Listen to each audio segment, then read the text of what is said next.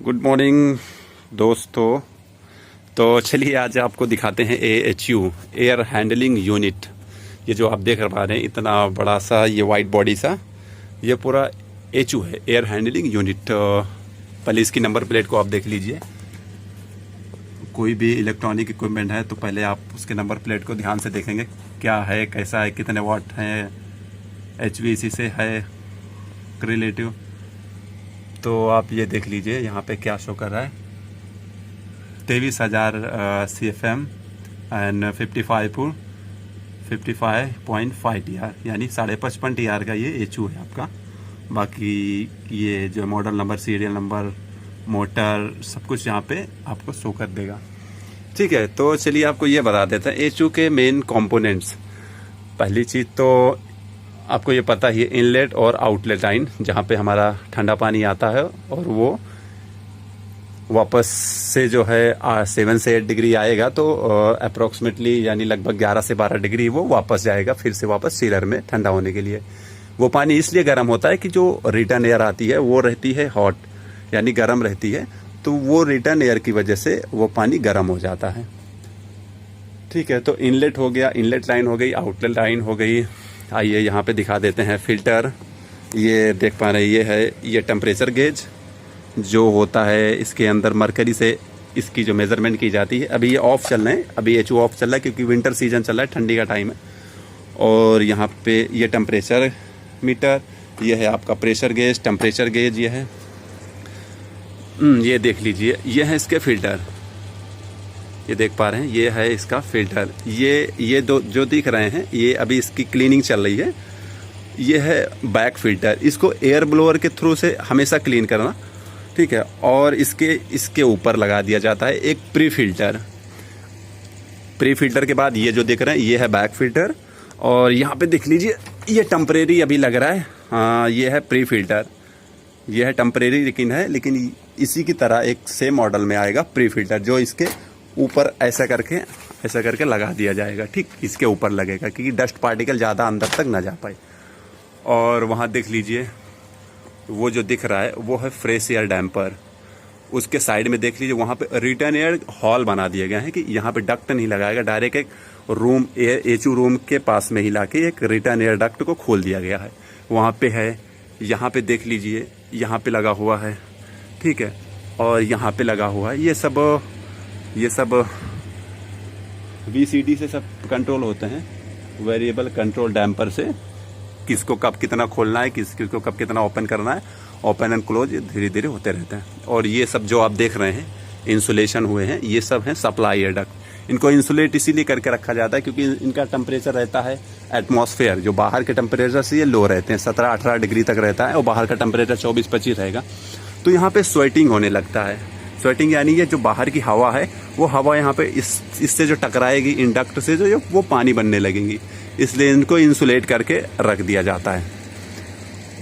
अब आइए देखिए, रिटर्न एयर जब हमारी वहाँ से आएगी तो उसका टेम्परेचर 24-25 या 26 जो भी रहेगा, वो आएगी पहले इस रूम में, ये HU रूम में पूरे में। फिर ये क्या करेगी, ये हवा इस फिल्टर के थ्रू, फिल्टर पे पहले सफा होगी। फिल्टर यानी फिल्टर मतलब क्लीन ही होता है। फिल्टर हो गया, फिल्टर होने के बाद वहाँ पे कूलिंग कॉइल में गई। कूलिंग कॉइल का काम क्या है कि कूलिंग कॉइल में हम 7 से 8 डिग्री पानी अपना चिलर से इसके अंदर भेज रहे हैं, ठीक है। तो ये पूरी कूलिंग कॉइल का टेम्परेचर एकदम ठंडा 7 से 8 डिग्री रहेगा। तो ये बाहर की हवा क्या करेगी, ये इसके थ्रू पे निकल जाएगी। ये देख लीजिए, ये HU है, ये सब फिन्स हैं। फिन्स के अंदर ये जो देख पा रहे हैं, ये सब इसके अंदर कॉइल है, कॉइल के अंदर हमारा ठंडा पानी, बाकी यहाँ पे कुछ नहीं होता। ये कूलिंग कॉइल है, यहाँ पे गया। अब आइए आगे दिखा देते हैं, इसके अंदर ठंडा पानी सर्कुलेट करता रहता है। चलिए खोल के दिखा देते हैं। ये देखिए, ये है आपकी कूलिंग कॉइल, इसके अंदर ठंडा पानी है। अब सिंपल सी बात है, कोई ठंडा पानी अगर यहाँ पे रखा या इसकी जगह हॉट हो, तो ये जब ब्लोअर चलेगा तो यहाँ पे हॉट एयर निकलेगी। लेकिन हम क्या कर रहे हैं, यहाँ पे ठंडा पानी दे रहे हैं, तो ठंडा पानी इसके अंदर आ रहा है। तो ये ब्लोअर जो है ना, ये ब्लोअर इसको सक कर रहा है, यानी सक कर रहा है इस मोटर के थ्रू, इसको जो V बेल्ट से चलाया जा रहा है। तो ये इसके अंदर का ठंडा पानी इसके अंदर सर्कुलेट कर रहा है। तो बाहर से हवा जो ये सक करेगा, तो ये यहाँ पे सक्शन एयर डक्ट लगा हुआ है, यहाँ पे सक्शन एयर डक्ट के थ्रू ये हवा जब इससे टकराएगी, वो बाहर की हवा जो 24-25 आ रही है डिग्री सेल्सियस में, वो इससे टकराएगी। इससे आने के बाद ये वापस ये ब्लोअर खींच के इसको एयर कंडीशनिंग रूम में भेजेगा। तो यहाँ पे होगा क्या कि ये पूरा ठंडा होने की वजह से हवा भी इससे जो ऑटोमेटिकली, जब ये चीज़ ठंडी है, कोई चीज़ भी हो, कोई चीज़ ठंडी है या गर्म हो, अगर गर्म चीज़ है तो उससे कोई हवा टकराएगी तो वो चीज़ गर्म हो जाएगी। लेकिन यहाँ पे ठंडा है तो हवा जब इसके थ्रू पे ये जो टकराएगी तो हवा भी ठंडी हो जाएगी। तो हवा का टेम्परेचर यहाँ से जो निकलेगा, ये देख लीजिए, यहाँ पे सप्लाई डक्ट सब लगे हुए, मैंने आपको पहले बता दिया। तो यहाँ पे जब हवा का टेम्परेचर जाएगा तो 17 से 18 डिग्री तक हो जाता है सप्लाई डक्ट में।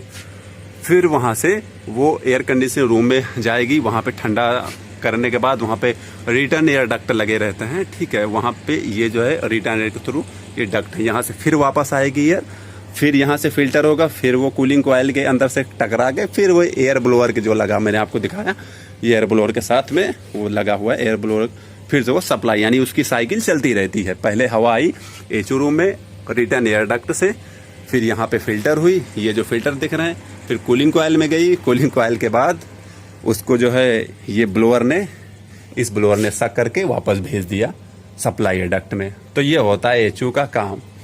अब यहाँ देख लीजिए, ये है आपका, ये जो लाइन आ रही है पहली फर्स्ट लाइन, ये जो है ये हमारी चिलर से लाइन आ रही है, इसके अंदर का टेम्परेचर 7 डिग्री हो जाता है।